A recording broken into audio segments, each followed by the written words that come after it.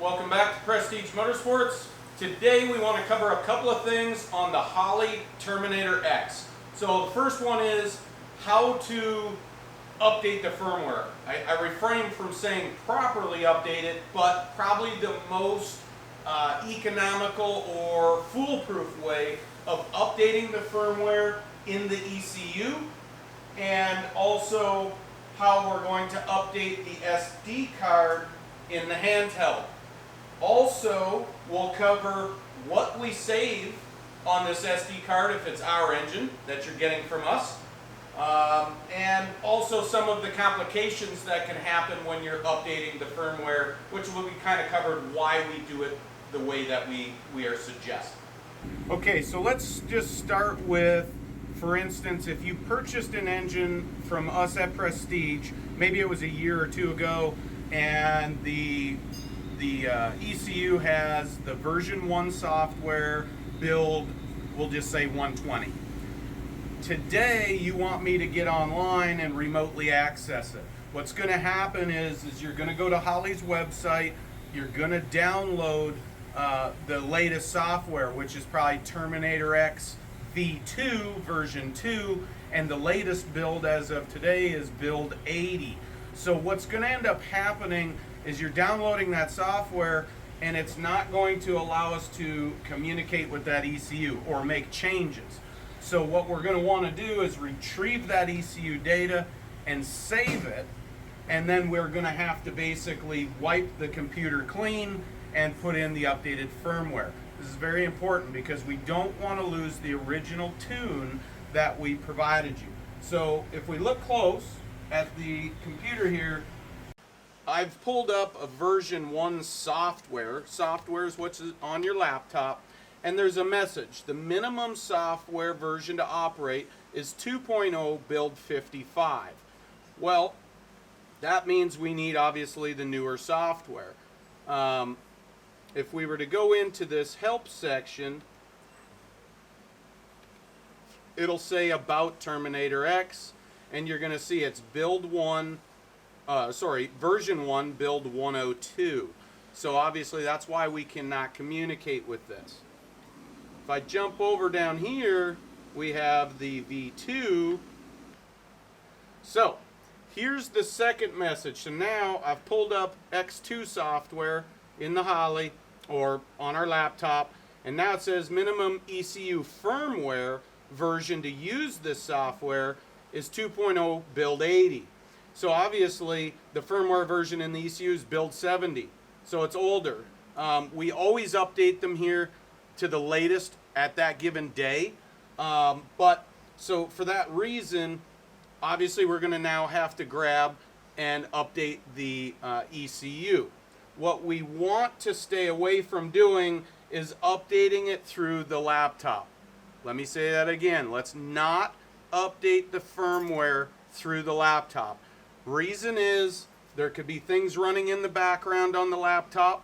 It's a very delicate process, so it could interfere and corrupt the file, and some may call it bricking the ECU.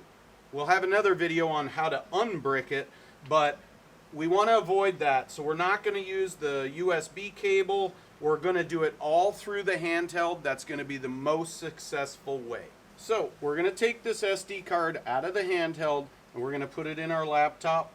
Usually when you put it in, it's automatically going to pop up on your screen. The important thing to pay attention to is your file directories. So this is the card, this is what's on it. So the Holley, will double click it, firmware version 2.0. It always is going to have the version 1 and 2, so we'll pick the 2. And it says saved GCF, which is global configuration file. We'll double click it, and if you've bought an engine from us, this is where that file will be. There's actually two. There's the master, and then what we call an open loop, where we disable the oxygen sensor. We would want to save both. Ultimately, what we're going to want to do with this is save it on our laptop. So, and you're going to want to save it where the Holley is saved. So typically if you downloaded Holley software, it went into your documents. So what we'll do, you can either drag and drop it, but I'm going to right click, I'm going to hit copy, and then we have our Holley saved in documents. We'll double click Holley. We've got all our HP versions, and then Terminator X V2, because you've probably downloaded the most latest software. We'll open that, and then we have global files, and you'll see there's a ton of them in here. But in this case, if it was yours, it would be empty. You would have base cals and it would be empty. What I'm going to do is I'm just going to take and I'm going to paste this in here.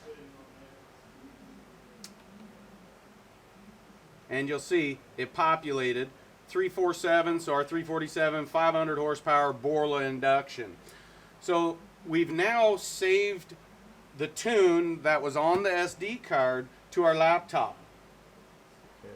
All right, so we obviously, if we're going to go download the software, also any SD card contents, what we'll want to do is to go to Holley EFI, and up at the top right hand corner says support. We'll click that, and then it has tech support for everything. Fuel injection is the next we'll click, and then obviously we're doing Terminator X Max. Click that, and you'll notice there's a big list here, but basically, so we have Terminator X V2. So today you were going to go download it. You could download the older version, build 50. The latest the latest version is build 80. So I would suggest go to the latest version, download build 80. It'll walk you through all the steps. So it's not difficult. You got the software. Obviously you want to do that before taking the SD card so we can save it in the global file. Then the next part of it is the SD card. So you'll see there's Terminator X V2 SD card contents. You'll also download that. And you're going to want to pay attention to the file menu you saved it in. We've previously done that, and I actually saved it on my desktop here. Right here, Terminator X V2 Build 80 firmware for the handheld. So I made a quick link just so it's quicker for us here. So what we'll do is we can basically open that up. You'll see the original 3 file menus there. And I actually saved it on my desktop here. Right here, Terminator X V2 Build 80 firmware for the handheld. So I made a quick link just so it's quicker for us here. So what we'll do is we can basically open that up. You'll see the original 3 file menus there. We're going to click the first, shift and click the last, and now we can hit copy, and we'll go down to the SD card, and we're going to click it, and we'll paste. So it'll take a second and go through, and then we should be able to click on there and see that we've updated that firmware. So now what you'll see is obviously we have our SD card. It's showing us all those. So what we'll want to do now is basically, I would suggest before we even update the ECU's firmware, let's go ahead and drag the file we saved or copy and paste it back into our SD card so it's already on there. Alright, so what we're going to do here is we know that we saved it. Again, you look at your file structure, we got a lot of different programs of Holley, but we'll click the Holley one, we'll go to the V2 because that's where we saved it. In the global files, very top, Borla, we're going to copy that, and then if you look at the file structure down here, SD card, Holley, firmware 220, or sorry, version 2, it's 200, and then saved GCF, we're going to click, and we're going to paste, and if I click on the save GCF, boom, there's our file. We're ready now to go back to the handheld, and we're going to go update the firmware in the ECU. Alright, so we're back in the dyno room here.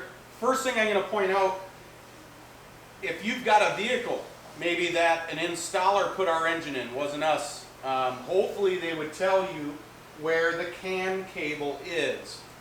But it's a perfect reference point. Here's our ECU. I'm going to say roughly 1.5 feet from the plug-in. There should be a 4-wire plug. It's a really thin one, and that is the CAN cable.